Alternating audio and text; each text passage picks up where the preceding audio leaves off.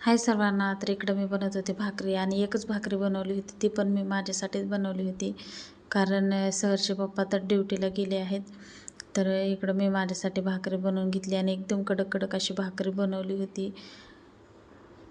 आणि रात्रीची मेथीची भाजी होती, तीसुद्धा मी गरम करून घेतली आणि मेथीची भाजी आणि भाकरीच खाऊन घेतली.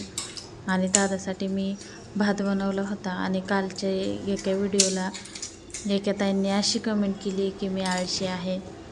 तर त्याच्यामध्ये आळशी म्हणण्याचा असं काहीच विषय पण नाही.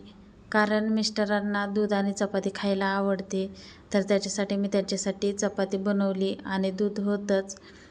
तर भाजीला खरंच काही नव्हतं आणि खाली आणायला जाईपर्यंत तर दूध होतं, तर मी कशाला खाली जाऊन भाजीला आणू.